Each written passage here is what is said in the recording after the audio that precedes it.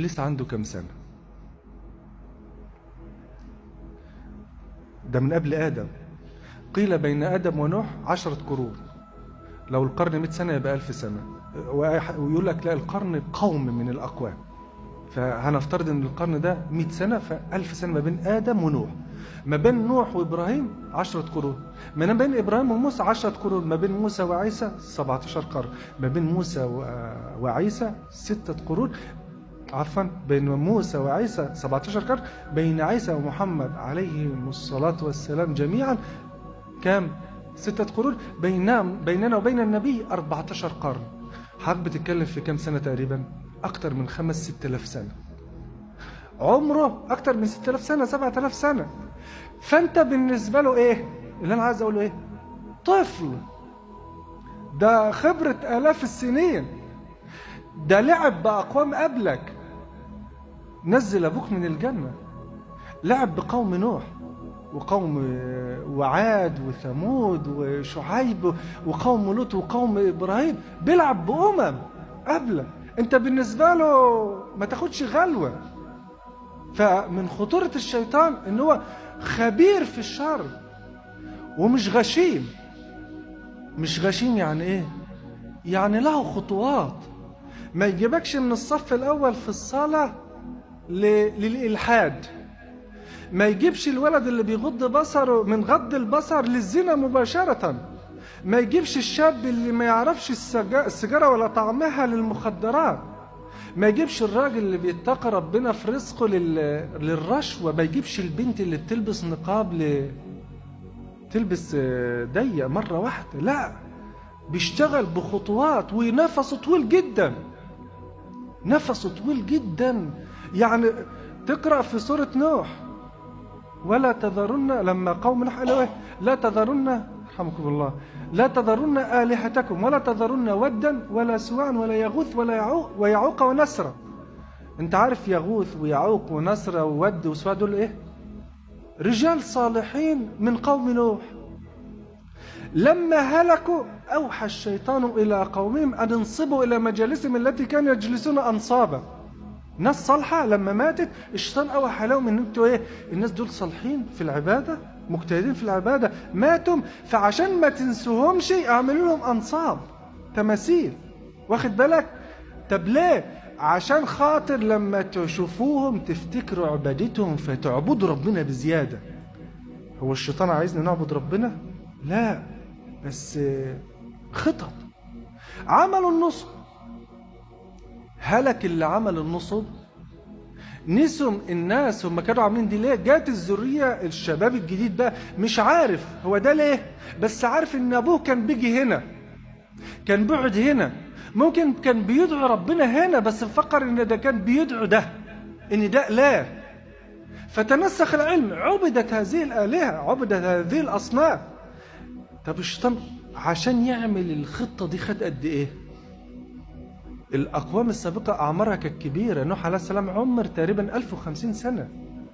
كانت ولاد آدم قليلين، فالأرض عايزة تنتشر بالسكان فبيعمروا. حتى ذكر في بعض الآثار إن كانت امرأة قاعدة جنب قبر بتبكي ليه؟ ابنها مات صغير عنده 300 سنة. فتخيل بقى، يعني قال لهم اعملوا أنصاب. عملوا الأنصاب، واللي عملوا الأنصاب هلكوا. طب هلكوا يعني قعدوا مئات السنين. بعد كده جه ذرية تانية وثالثة، جيل تاني وجيل ثالث. فانت بتتكلم ممكن انت الخطة دي قعدت تيجي 2000 سنة عشان يسوقهم. نفس الاسلوب عملوا مع أمة محمد صلى الله عليه وسلم. نفس الحركة. مع مين؟ مع آل البيت. الحسين، زينب، السيدة النفيسة، آل البيت. برضو جه الشيطان قال لك لا، انت عندك ذنوب، ما ينفعش تكلم ربنا كده مباشرة، يعني عيب. انت عندك ذنوب فلازم يبقى ليك واسطة بينك وبين ربنا. طب مين الواسطة؟ أطهر الناس. مين؟ آل البيت. والله نعلهم على رؤوسنا. الحسن والحسين سيد شباب أهل الجنة. مين ما بيحبش الحسين؟ ومين ما يحبش الحسن؟ ومين ما يحبش اللي النبي يحبه صلى الله عليه وسلم؟ لكن ليه حطته واسطة؟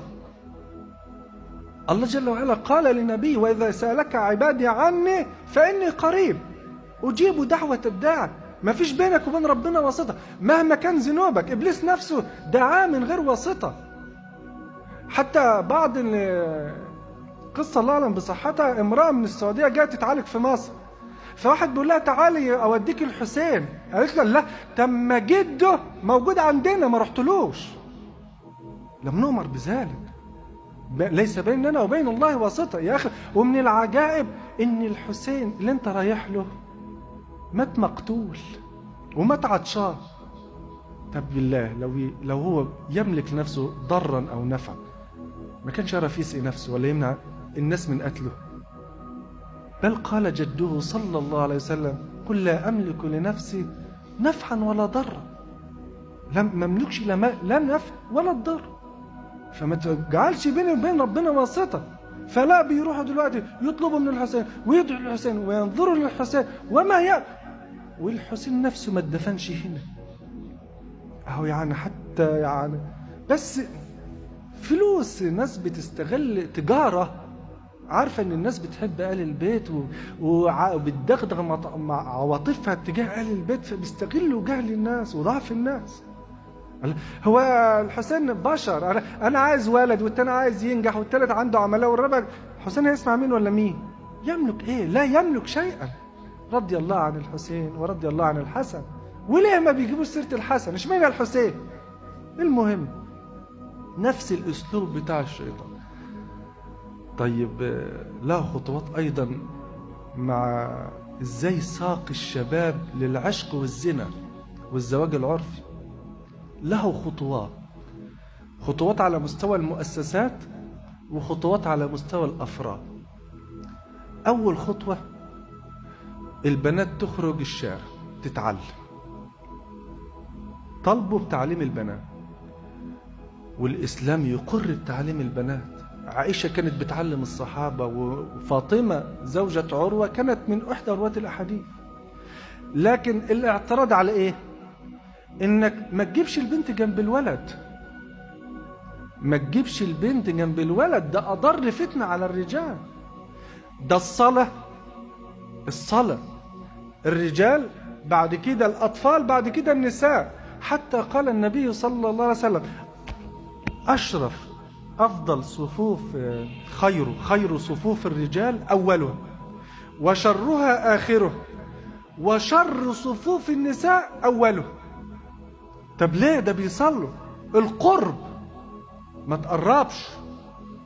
بل قال الله جل وعلا لأمهات المؤمنين ولأطهر الناس بعد الأنبياء الصحابة: وإذا سألتموهن متاعا فاسألوهن من وراء حجاب ذلكم أطهر لقلوبكم وقلوبهن. خلوا في مسافة، لو قربت لو شلت المسافة دي كله هيضيع. ونسبة الزواج العرفي رهيبة. أنا خبرتي في الساعة قليلة، فكنت مفكر هاجي أتكلم عن البنات والولاد في الجامعة. لقيت ابن أختي بيقول لي ده البنت اللي في تانية إعدادي وما بتحبش وتتحب مشكلة. قامت بنتي ربنا يهديها ويهدى ابوها بتقول لي: لا إعدادي إيه؟ ده في الابتدائي. ما هو أنت قربت الولد للبنت وضغط عليهم أفلام وأغاني كلها إيه؟ واحد بيحب واحدة، واحد بيغني لواحدة، واحد بيغني على واحدة، فضغطت بالمشاعر دي. وبنتك مش حجر ولا ابنك حجر، ولا بنتك مريم ولا ابنك يوسف، وقعدتهم جنب بعض في الجامعة وما ادت لهمش مادة علمية ينشغلوا بيها ولا هيتعينوا. طيب ما انت ضيعته.